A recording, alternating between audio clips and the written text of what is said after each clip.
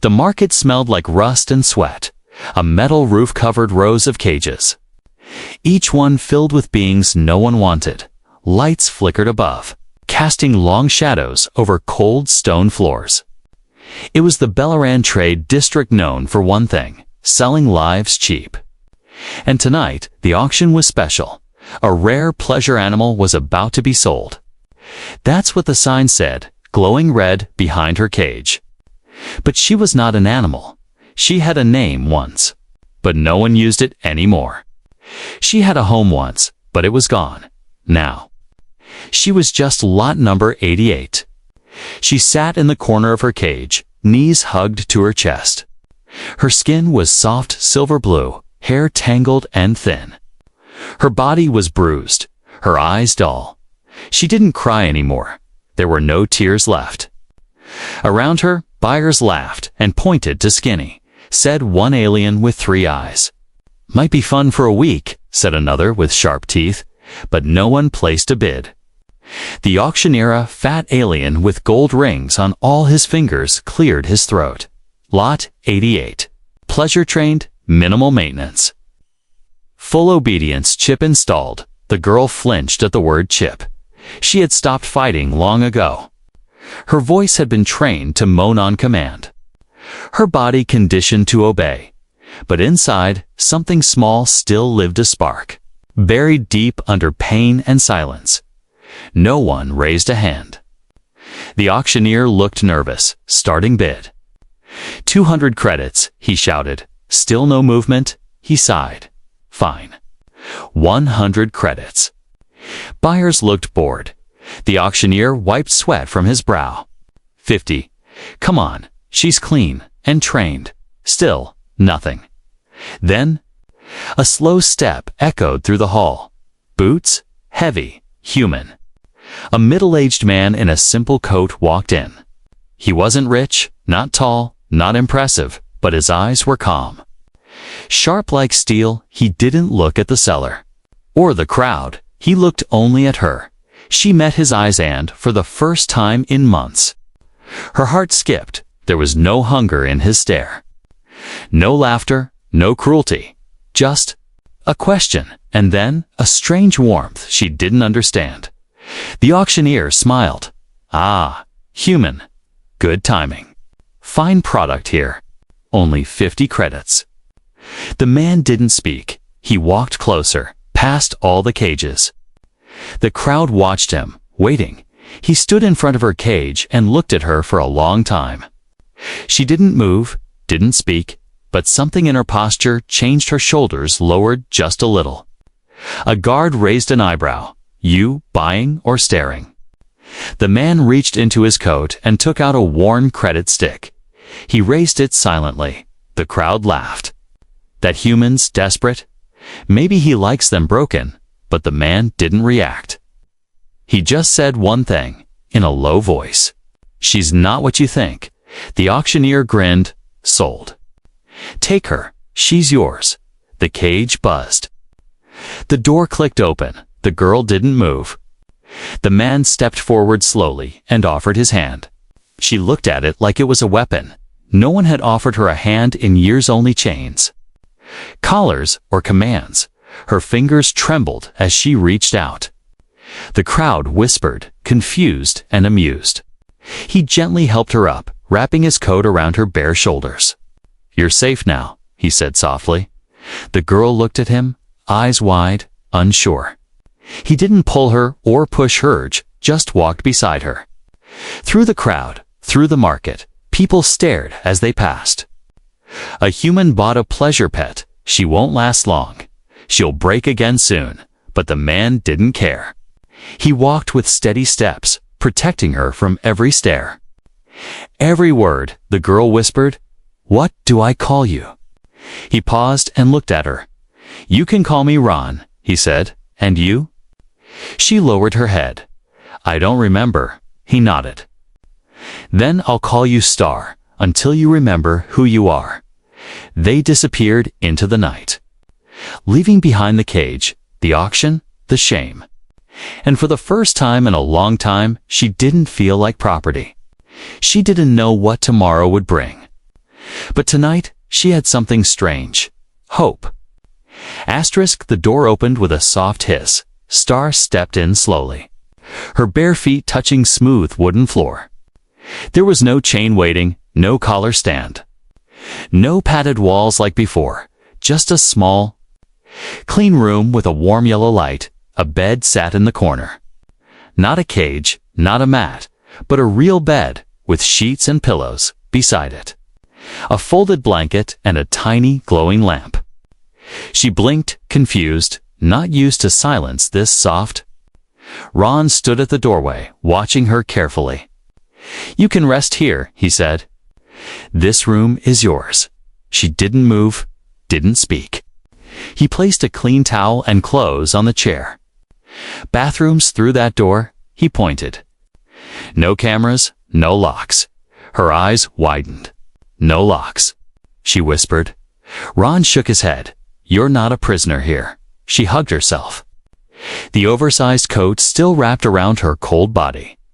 He saw the way she looked at him, not with hate, not with trust, but confusion. Like she couldn't understand why he wasn't hurting her. "I'll be in the next room if you need anything," he said gently. Then he stepped out. And the door slid shut, not locked, just closed. Star stood in the middle of the room for a long time. She didn't know what to do in her past life. Rooms had hidden shocks in the walls, cameras in the ceiling. Even the water was sometimes drugged, but this place was quiet. She reached out and touched the bed with her fingers. It was warm. She touched the towelette, smelled like fresh air, not chemicals. Then, slowly, she walked to the mirror. She hadn't seen herself in a long time. Her silver blue skin was dull and dirty. Her lips cracked, scars covered her back and her eyes. They looked hollow. Not even angry, just lost. She turned away. Ashamed of her own reflection, she didn't belong here. Not in a clean place, not in a soft room. She was trained to be used, not protected. But the voice in her mind was no longer shouting. It was whispering something strange. What if this is real? She walked into the bathroom and closed the door slowly. Still no lock, still no tricks. She turned the faucet and warm water came rushing out. She gasped, her hand flying to her mouth. She hadn't felt warm water in years. Her last wash had been with freezing spray in a metal cell. This was like magic. She dropped the coat and stepped in. The water touched her skin like sunlight. She cried without knowing why. Her body was shaking, but not from fear this time. Something inside her was melting fear. Pain, shame, it was all dripping away with the water. When she came out, she wore the new clothes he left. They were simple soft shirt, warm pants, socks, nothing tight, nothing revealing. She walked to the bed, still unsure if it was really hers. Then she lay down. The blanket felt heavy and safe. She stared at the ceiling and waited for the shock to come, but it never did. Only the quiet hum of the night in the next room. Ron sat on an old chair, sipping tea. He didn't watch her through hidden cameras. He didn't lock his own door either. He just waited, patient. He knew healing didn't happen in a night. He didn't rescue her to own her. He rescued her because no one else would. Around midnight, a soft knock came on his door. He stood and opened it slowly. Star stood there, her hair still wet, her eyes unsure. I don't understand you," she said. Ron didn't rush, didn't smile. "Understand what?" "You bought me," she whispered. "But you haven't touched me, or ordered me, or used me," he nodded. "That's true. Then why did you buy me?" Her voice cracked. Ron looked at her gently. "Because no one else saw you as a person." She stared at him. Frozen. "I don't remember how to be a person," she whispered. "Then we'll learn together," he replied. She looked down, her hands twisting the hem of her shirt. "Do I still have to call you master?" He chuckled softly. "No, just call me Ron." She looked up, unsure. And what do I call myself? He thought for a moment. You told me you don't remember your name. She nodded slowly. Then, until you do. I'll call you Star. Why? She asked. He pointed toward the window. Because your eyes shine like stars. Even after everything, her lip trembled. No one had ever called her anything beautiful before. She whispered, Okay. Ron then turned and walked back to her room. That night, she didn't sleep much. But for the first time in years, she didn't sleep with fear. She slept with a strange new feeling, something that felt almost like hope. Star woke early, blinking at the soft sunlight slipping through the window. For a moment, she thought it was all a dream. No pain, no voices yelling at her. No chains pulling her down, just warm light. A soft bed and silence. She sat up slowly, half expecting someone to burst through the door and drag her away. But no one came. The room was still quiet, peaceful. She touched the pendant Ron had left on the table the night before. It was simple, just a small silver charm in the shape of a star. No price tag, no barcode, just hers. When she walked out, she found Ron in the kitchen. Stirring something on the stove, he turned when he heard her. Good morning, he said, with a kind smile. She blinked at the words. No one had ever told her good morning before, not like that, not as if she mattered. Sit, he said. Pointing to the table, she sat quietly, her hands folded in her lap. He served her a hot bowl of something that smelled sweet and rich. Porridge, maybe. With fruit, she picked up the spoon, but hesitated. Her hands trembled slightly, as if waiting for permission. You don't need to wait, he said gently. Eat as much as you want. She nodded and took a small bite. Warm, soft, sweet it was the best thing she had tasted in her life. She ate slowly, still unsure if someone would take it away. Ron didn't rush her. He just sipped his own drink and watched the morning sun rise. The next few days were strange. Ron showed her how to use the console. How to make tea, he gave her old books with simple words. And helped her pronounce them. He showed her how to plant tiny seeds in the window garden. At first, she followed every instruction like a machine. But slowly, she started asking questions. What's this word mean? Why does the tea smell like flowers? Where do these seeds go when they grow up? Ron smiled every time she asked. She was beginning to think, to feel, to learn. One day, he handed her a piece of fabric. What's this for? She asked. It's yours, he said. You can make it into whatever you want to dress.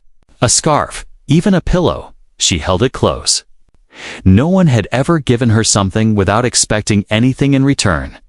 That afternoon, she sat by the window, carefully sewing the fabric. It wasn't perfect. The stitches were crooked, but it was hers. She made a scarf, light and soft, and wore it with pride. She walked past a mirror and saw herself clean. Calm, wrapped in soft clothes, her eyes still held shadows. But the light was growing, but not everyone was kind. Ron took her to a small nearby market one day. He needed parts for a water purifier. She walked beside him, nervous but trying to stay strong. Aliens stared, whispered, Is that one of those pleasure slaves? Why is she walking free? Humans are strange, one merchant laughed, still playing dress up with your toy, human. Ron didn't flinch. He just said, She's not a toy, then walked away, leaving the man speechless, but Star heard it all. She stayed silent the whole trip home. That night, she sat on the couch, holding her scarf tightly. Ron brought her tea, but she didn't drink it. Something wrong? He asked. She looked at him with tired eyes. They're right, she whispered. I'm not real. He frowned. What do you mean? I'm just something built to obey. A fake person. Ron sat beside her, his voice calm but firm. No one's born fake, he said. You were treated like an object. But you're not one. She looked down. You taught me to read. But I still can't read myself, she whispered. I don't know what I am. Ron reached out and gently touched her scarf. You made this, he said. No one ordered you. No one forced you. You chose to make it. And that means something.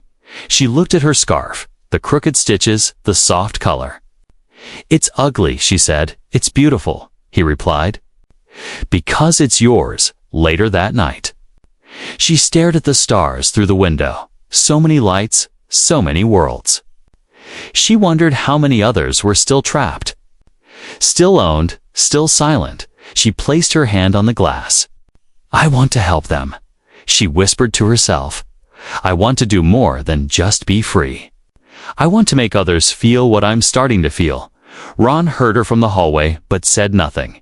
He knew healing took time, but now she wasn't just surviving, she was growing, and maybe, one day soon, she would fly farther than she ever dreamed, not because she was forced to, but because she chose to. The day was quiet. But something in the air felt different. Star stood in front of a mirror, brushing her hair slowly. Her scarf, stitched with her own hands, rested gently on her shoulders. She wore a simple dress Ron had bought last week. Soft beige with little blue threads near the edges. Her fingers trembled slightly, not from fear, but from nerves. Today, something important was going to happen. Something she never thought she'd live to see. Ron stood waiting near the door, dressed in his old jacket. He held a datapad in one hand and a folded paper in the other. You ready? He asked softly. Star nodded slowly. I think so, she said, her voice quiet but steady. They stepped outside into the daylight. Ron's little outpost was built near the edge of a trading colony. It wasn't fancy, just metal roads, solar lights, and a few houses scattered near dusty hills, but for Star, it was the first place that ever felt like a home. They walked side by side through the settlement. Aliens and humans passed them, some curious, some disapproving. But Star kept her eyes forward. She had spent too long hiding. Today was not for shame. They reached a small office building with wide windows and a silver plaque that read, Unified Civil Registry, Human Alien Records Division. A young officer greeted them at the door. Name? The officer asked Ron. Ron Malik, he replied, handing over the paper, and this is. The officer looked at Star. She's here to register her legal identity, Ron said calmly. The officer blinked, surprised. Was she born in the system? Ron shook his head. She wasn't even born free. A long silence filled the room. The officer looked between them, then nodded. All right. Follow me. They entered a room with a long table, a holoscreen, and 2 chairs. Star sat down slowly. Feeling the cold of the seat beneath her, Ron sat beside her and opened the datapad. On the screen was a form, blank spaces waiting for answers. Do you have a name? The officer asked Star gently. She paused, eyes flicking toward Ron. He smiled and nodded. I was called many things, she said slowly, but never my name. The officer looked confused. So, what name should I record? Star reached out, her finger trembling as she tapped the screen. She typed, Star Yelena. The officer read it aloud. Star. Yelena, Ron smiled. She remembered part of it. Yelena, Star whispered. I think it was my name before they took me. The officer nodded slowly. Then it's yours again. She stared at the screen as her name was entered into the official database. A beep confirmed the entry, and a soft blue light lit up beside her chair. It was done. She wasn't lot number 88 anymore. She wasn't a pet or a product. She was a person with papers, with proof, with power. The officer handed her a small ID card. Her photo was on it, and beneath it, the words, Star Yelena, Legal Citizen Protected Status. Her fingers shook as she held it. She looked up at Ron, her eyes glossy. I never thought I'd have something like this, she whispered. You have more than this now, he said. You have yourself. They walked out of the building in silence.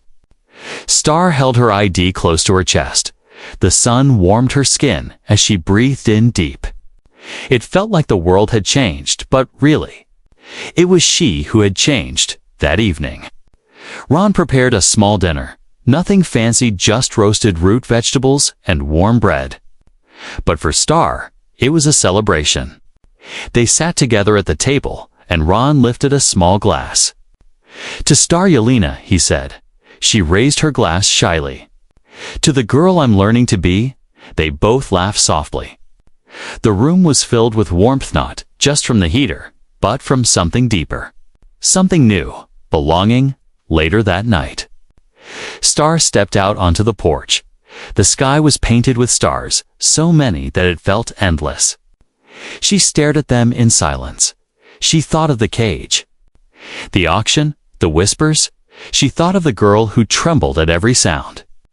The girl who didn't know her name. That girl was still inside her. But she wasn't the only part anymore. She looked down at the ID in her hand, not because she doubted it was real, but because she wanted to feel it again. That name, that freedom, that future. Star Yelena. She repeated in her head, a name no one gave her. A name she took back. Ron joined her outside, carrying a blanket. "You cold?" he asked. She shook her head. "No. I just wanted to see the stars." He sat beside her, wrapping the blanket around them both. "They're beautiful," he said. "So are you," she replied softly. Ron blinked, surprised, then smiled in the silence of the night. The stars above seemed to shine brighter, not just for the sky, but for the girl who finally had a name. It was a quiet morning when the past knocked on their door. Star had just watered the window plants, her fingers still wet from touching the soft soil. She was humming a tune she'd heard on Ron's old player. Something gentle and slow. Ron was making breakfast, whistling without realizing it for a moment. Everything felt perfect, ordinary, peaceful, real. Then came the knock. 3 heavy thuds, sharp, slow, and familiar. Ron looked up, his hands freezing over the pan. Star's smile faded, her body went still. Her eyes locked on the door like a hunted animal. Ron stepped forward and opened it without fear. Outside stood a tall alien in a sharp black coat, with skin like cracked stone and eyes cold as metal. Behind him were 2 uniformed guards. The tall alien smirked when he saw Star behind Ron. "Well, well," he said with a dry laugh. "I was told she vanished, but here she is." Pretending to be a wife, Ron didn't move. "Who are you?" The alien stepped forward, ignoring the question. "She was mine," he said. "Lot 88. Trained and paid for. She's free now," Ron replied. Calm but firm. The alien held up a datapad. "Not according to this ownership contract." Signed and stamped by the Bellerin Slave Guild. Star felt her knees weaken that voice. It belonged to the man who first collared her, who sold her to pain. Ron stepped in front of her without a word. Blocking the alien's view, "You're trespassing," Ron said quietly. "She's stolen property," the alien growled. "She has citizenship papers," Ron replied. "You're welcome to challenge them legally, but not here." The guards looked at each other. Uncertain, the alien narrowed his eyes. "You really married her?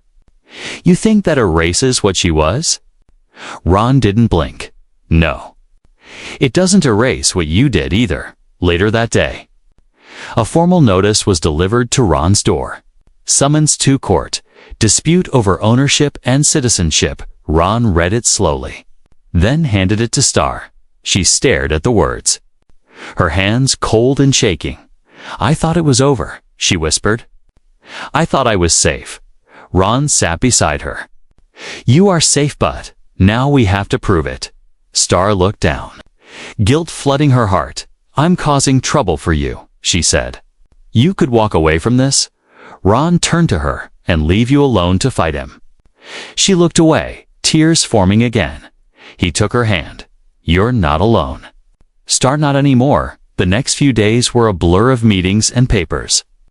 Ron gathered witnesses, called the registry, submitted every legal document. Star practiced speaking in front of a mirror, learning how to say "I am free" without her voice shaking. But inside, fear kept crawling back. What if the judge sided with the alien? What if they called her a thing again? The night before the hearing, Star sat on the porch, staring at the moon. Ron joined her with 2 cups of tea. "I'm not ready," she whispered.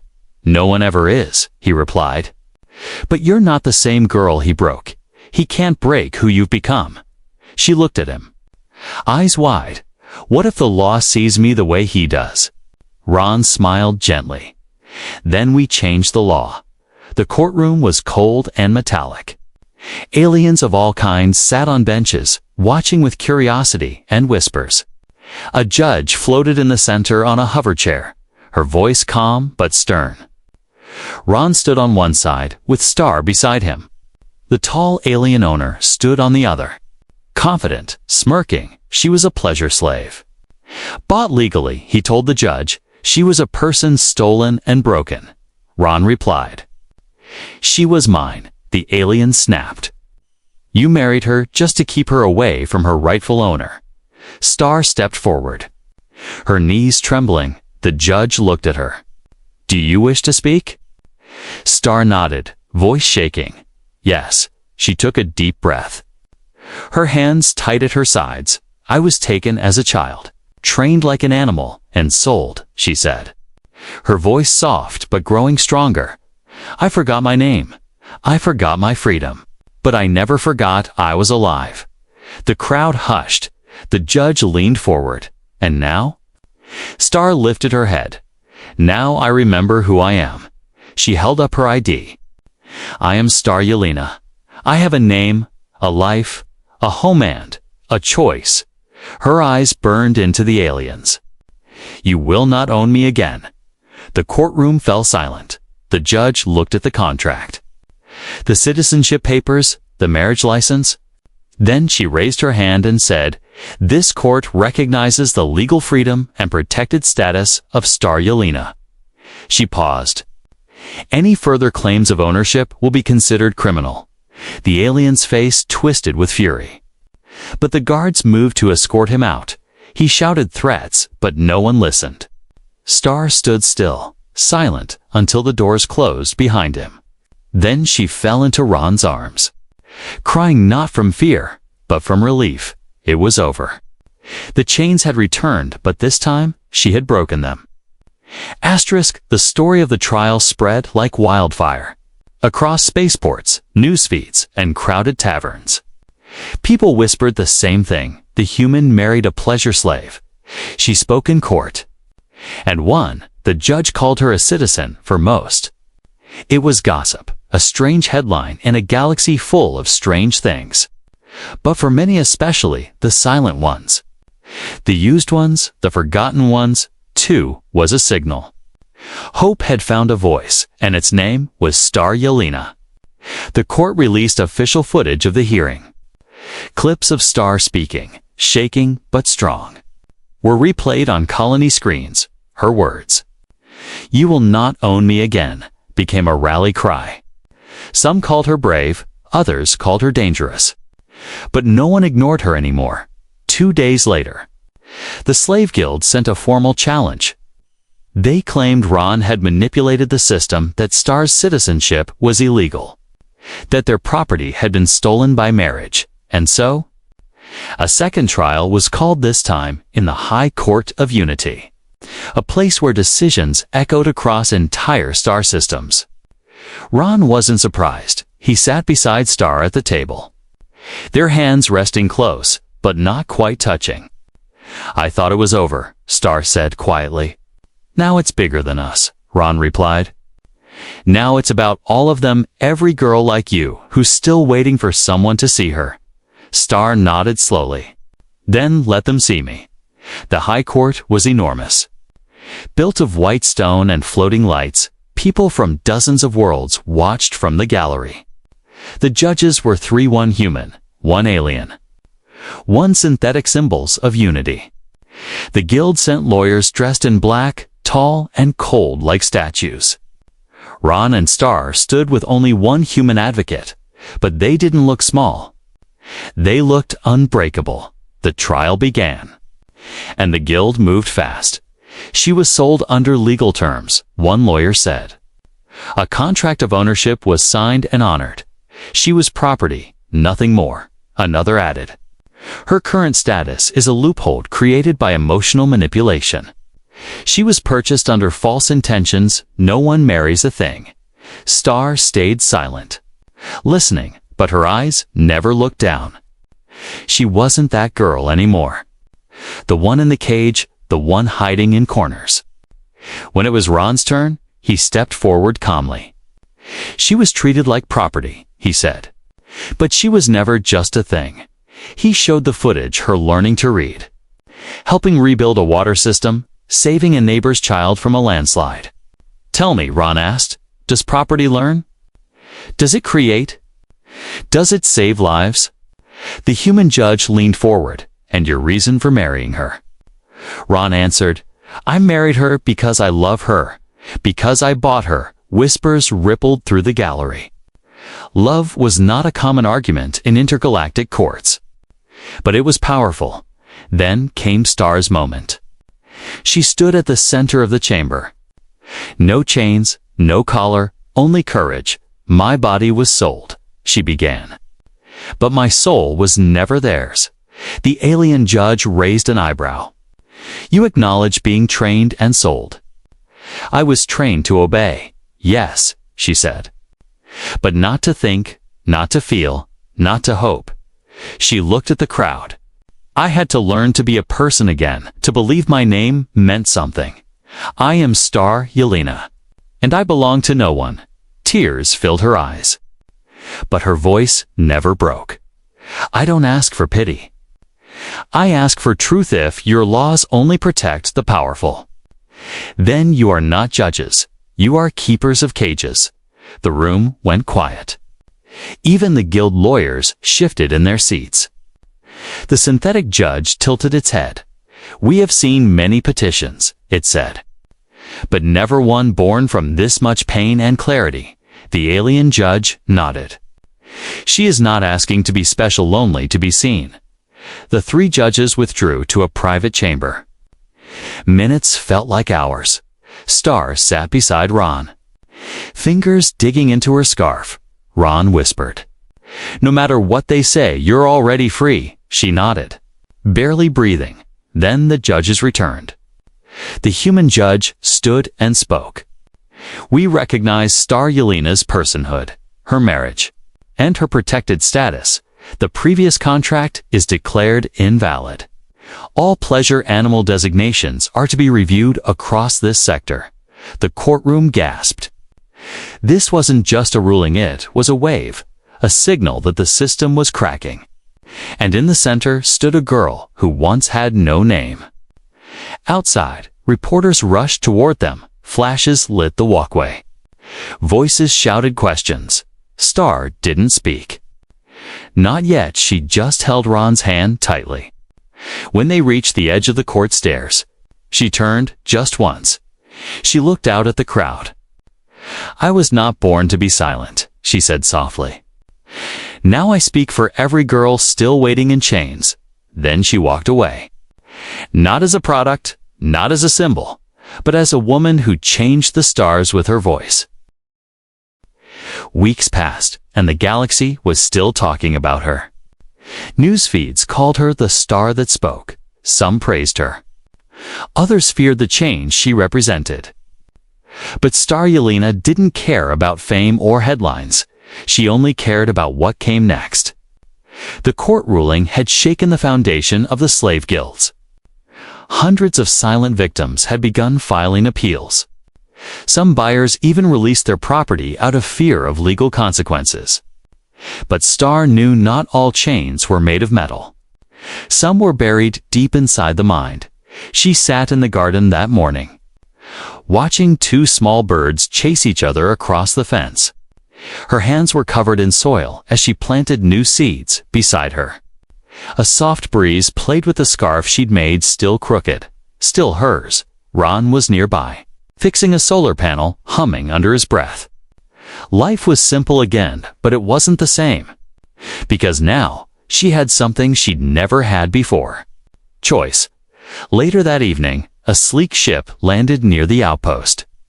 An official from the Unified Court stepped out, an older woman in robes of violet and gold. She bowed politely and handed Star a sealed document. "You're being offered a position," she said. Ambassador for Refugee Protection. Ron raised his eyebrows. Impressed, Star opened the envelope with steady hands. The letter said she would be sent to major worlds. She'd speak for those who were once labeled property. She'd sit in rooms where laws were made, not just suffer them. It was everything she never dreamed of, and it terrified her that night. She sat on the porch alone, staring at the stars again. The same stars she once thought she'd never reach. Ron came out quietly and sat beside her. "You thinking about taking it?" he asked. She didn't answer at first, just listened to the soft wind. "I wanted freedom," she said. "And now?" "I can help others find it," he nodded. "Sounds like a good reason to go." She turned to him, searching his eyes. "But what if I want to stay?" she whispered. Ron looked surprised. "You don't owe me anything," he said gently. "I didn't free you to keep you." She smiled softly. "I know, but staying wouldn't be a cage," she added. "It would be a home the next morning." She made her choice. She sent back a message to the court. "I accept the position under one condition," she wrote. "I will travel when needed. But my base will remain on Ron Malik's outpost. I will not live in palaces, but among the people. Where the stars first heard my voice, they agreed, and so." She became something new. Not just a survivor, not just a name. She became a symbol. A leader and a beacon. The house changed too. Ron built a small center beside the garden. Nothing big, just 2 rooms and a table. It became a safe place. Alien girls who escaped. Boys who ran from cages. Even older beings who had been silent for decades came to visit. Star sat with each one, listened, cried, sometimes said nothing. Because she knew what it meant to just be seen. One evening, after they sent off their 3rd refugee in a month, Ron sat on the porch, drinking warm tea. Star sat beside him, her feet bare. Her dress dusty from work, you know, she said, resting her head on his shoulder. "When you first bought me, I thought I'd never smile again." Ron chuckled. "You scared me more than I scared you," she laughed. "I don't believe that." Silence settled between them, the kind of silence that feels full, not empty. He looked at her gently. "Do you ever regret it? Choosing to stay?" She didn't even pause. "No," she said. "Because I didn't stay for you. I stayed because I became me. Here, and you. You gave me space to grow." He looked away for a moment. His voice quieter. "I don't know what I gave you," he said. "But you gave me everything." Star leaned closer, whispering, "Then maybe it's time I gave you something more." She reached into her pocket and pulled out a small ring made from local crystal and silver wire. It wasn't perfect, just like her scarf, but it was hers. She placed it in his hand. "I want to marry you again," she said. "Not because the law needs it, but because I do." Ron looked at her, stunned. "You sure?" She nodded, eyes shining. "I chose to stay. Now I choose to love." And so, under the same stars that once watched her cry, Star Yelena stood with Ron Malik in a small ceremony. No crowds, no reporters, no judgments. Just 2 hands holding each other, 2 hearts choosing each other freely. From a number to a name, from a cage to a garden. From a silence to a voice heard across the stars, this was not the end of her story. It was only the beginning, and she had chosen every part of it.